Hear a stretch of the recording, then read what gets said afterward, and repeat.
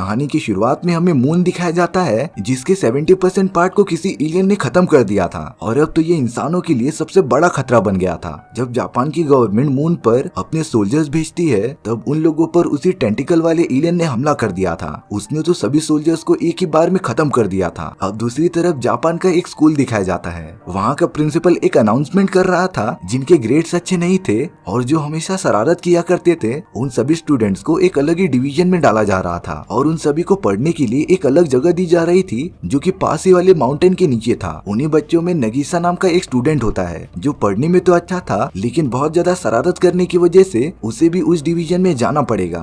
Nagisa का सिर्फ एक ही गोल था कि वो कैसे भी अपनी पढ़ाई कंप्लीट करे और एक अच्छी जॉब ले ले, लेकिन अब उसे बाकी बच्चों के साथ उस दूसरे क्लास में जाना पड़ेगा जहाँ पर उन्हें काफी अलग तरीके से पढ़ाया जाएगा। वो सारे बच्चे अपने नए टीचर का वेट करते रहते हैं पर तभी उनके सामने येलो कलर का टेंटिकल वाला क्रिएचर आ जाता है और इसी ने मून के 70% पार्ट को डिस्ट्रॉय कर दिया था। ये एलियन तो अर्थ को भी डिस्ट्रॉय करना चाहता था लेकिन जापानी गवर्नमेंट ने उसके साथ कम्युनिकेशन किया और उससे एक चांस मांगा और ये जो शरारती स्टूडेंट की नई क्लास बनी है ये भी उनके मिशन का एक हिस्सा था। दरअसल उस एलियन ने इंसानों को चैलेंज किया था कि वो एक स्टूडेंट्स की क्लास को पढ़ाना चाहता था और अगर साल भर में वो स्टूडेंट्स मिलकर उसे मारने में कामयाब हो गए तो वो अर्थ को डिस्ट्रॉय नहीं करेगा। उसके साथ जो जापानीज एजेंट आया था वो स्टूडेंट्स को बताता रहता है कि वो उस क्रिएचर को कुछ भी यूज करके मार सकते थे। उनके पास तो बंदूक चलाने का भी परमिशन था लेकिन वो डिमॉन्स्ट्रेट करता है कि उस येलो क्रिएचर को मारा नहीं जा सकता। अगर उसका कोई भी बॉडी पार्ट डैमेज हो गया तो वो अपने आप जनरेट हो जाएगा, लेकिन जब तक वो पार्ट जनरेट होगा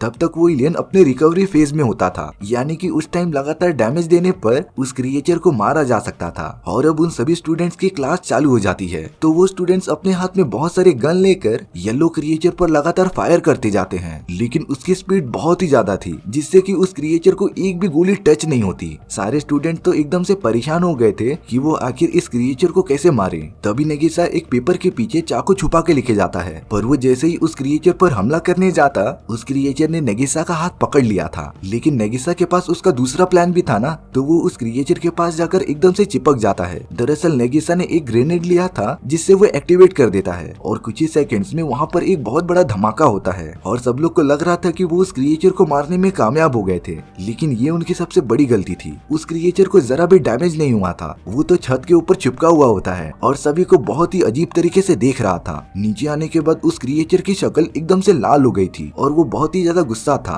क्योंकि उसने जो कॉन्ट्रैक्ट जापानीज गवर्नमेंट के साथ साइन किया था उसमें ग्रेनेड्स ना यूज करने का रूल था जिसे कि उन स्टूडेंट्स ने तोड़ दिया था। लेकिन उस क्रिएचर ने स्टूडेंट्स को एक आखिरी मौका दिया था और अगर इसके बाद उन लोगों ने ग्रेनेड्स यूज किए तो वो उन्हें और उन सभी के फैमिली को पूरी तरीके से डिस्ट्रॉय कर देगा और इस बात से सभी स्टूडेंट्स और भी ज्यादा घबरा जाते हैं। कुछ टाइम बाद बाहर खेलते टाइम स्टूडेंट्स ने उस येलो क्रिएचर को नेट में बांध दिया था और अब वो उस पर लगातार फायर करते जा रहे थे, लेकिन वो क्रिएचर नेट के अंदर भी बहुत ही ज्यादा हिल रहा था जिससे कि उसे एक भी गोली टच नहीं कर रही थी, यानी कि उन सभी को और कोई वे ढूंढना पड़ेगा जिससे कि वो उस क्रिएचर को खत्म कर सके। तभी उस जगह पर एक नया स्टूडेंट आता है जिसका नाम ली था। उसने कुछ स्टूडेंट्स के साथ काफी ज्यादा फाइट की थी, इसी वजह से ली को इस क्लास में भेज दिया जाता है। जब वो येलो क्रिएचर वहाँ पर आता है तब उसे पता चलता है कि ली ने सिर्फ खुद को सेव करने के लिए उन स्टूडेंट्स को मारा था। जब ली उस क्रिएचर से हाथ मिलाता है तब क्रिएचर को अपने हाथ पर काफी ज्यादा दर्द होने लगता है। तब ली अपने हाथों को दिखाता है जिस पर बहुत सारे ब्लेड्स लगे हुए थे और पहली बार किसी स्टूडेंट्स ने येलो क्रिएचर को जरा सा डैमेज दिया था।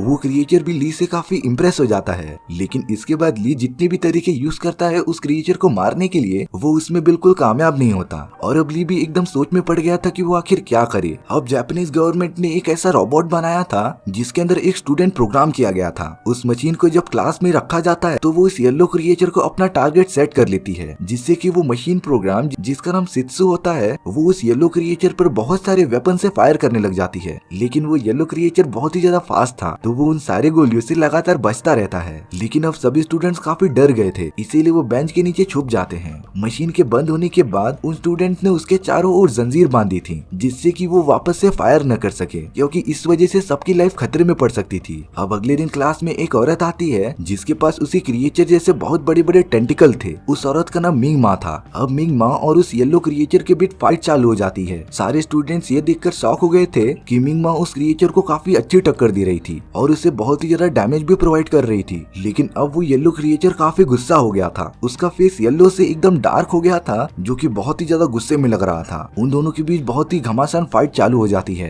कभी येलो क्रिएचर मिंगमा पे भारी पड़ रहा था तो कभी मिंगमा येलो क्रिएचर पे, लेकिन एंड में उस येलो क्रिएचर ने मिंगमा को किसी चीज में कैद कर दिया था और क्लास के बाहर फेंक दिया था, जिससे कि मिंगमा भी ये फाइट हार जाती है और येलो क्रिएचर उन स्टूडेंट्स को पढ़ाना कंटिन्यू रखता है। लेकिन क्या वो स्टूडेंट्स एक साल के अंदर उस क्रिएचर को मार पाएंगे? और अगर ऐसा नहीं हुआ तो वो क्रिएचर अर्थ को भी पूरी तरीके से डिस्ट्रॉय कर देगा। अगर इसकी आगे की कहानी आपको देखनी है तो प्लीज कमेंट सेक्शन में बता दो और आप लोगों के कमेंट के हिसाब से ही हम इसका फुल लेंथ वीडियो लेकर आएंगे। अगर आपको मेरा एक्सप्लेनेशन 1% भी अच्छा लगा होगा ना तो वीडियो को लाइक एंड चैनल को सब्सक्राइब जरूर कर देना, क्योंकि इससे सच में मुझे काफी ज्यादा मोटिवेशन मिलेगा आपके लिए इसी तरीके की मजेदार स्टोरी ढूंढ कर लाने के लिए। तो मिलते हैं नेक्स्ट वीडियो में। सी या।